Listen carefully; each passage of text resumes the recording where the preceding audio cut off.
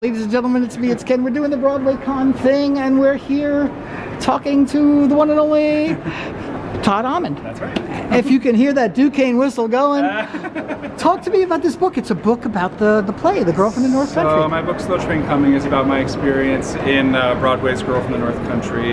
It's a bit of a memoir and oral history of what we went through making the show.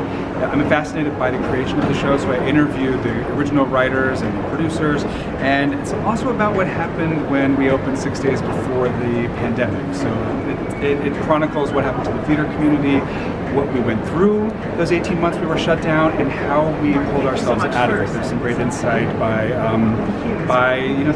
the people that helped us pull ourselves out of it. So that's cool. So where do they get this? Oh, this is available anywhere you buy books. Anywhere? Anywhere you buy books. So Amazon, and standard stores. And standard stores, yeah. Excellent.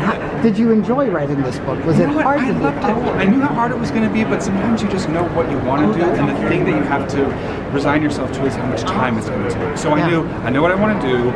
I have to interview 50 people, I have to parse through those interviews, I know what I want to make, I have to give myself the time. So if you're thinking of writing a book, or writing anything, just give yourself time. And you're a big Bob Dylan fan now. I'm a big Bob Dylan fan, yeah. I mean, even though, so those of you that don't know, The Girl from the North Country was all Bob Dylan music. Yes, it was a play by Connor McPherson that used Bob Dylan songs, but in not a very typical jukebox musical way. It wasn't, the songs didn't come from an emotional moment in the play, they were almost like a hymn that would happen in the middle of what these characters were going through. So it was about struggle and getting through the Great Depression, then all of a sudden we would stop and sing a glorious arrangement of a Bob Dylan song.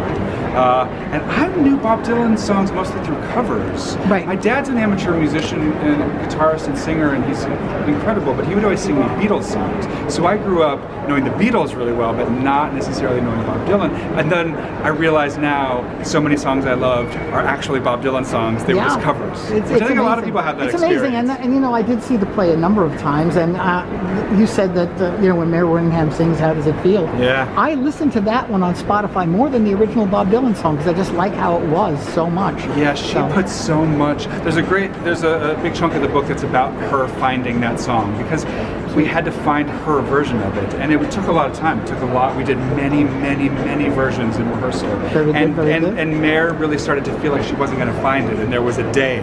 There was a decision, which I won't spoil for you, but there was an unexpected thing that happened that made her find the song.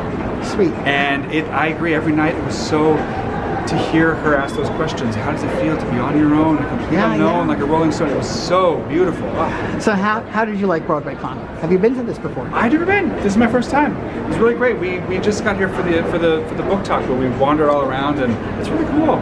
It's really cool. I'm glad I got to meet you. Yeah. So I'm asking everybody who I interview, what is their 3 favorite Broadway shows? Oh, okay. My 3 favorite Broadway shows are Les Mis, classic, can never get enough of it.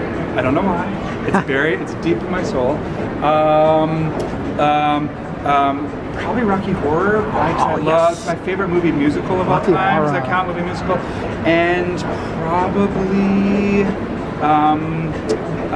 what's my 3rd favorite? I don't know, Jesus Christ Superstar? Yep, that's a good one too. Yeah. That's a favorite too. Yeah. All right, I'm going to let Todd get out of here, and I thank him for his kind attention. Thank you, my friends. Listen, you know how it ends. I've said it 5 times already. Thanks, Todd. I'm going to take care. Bye.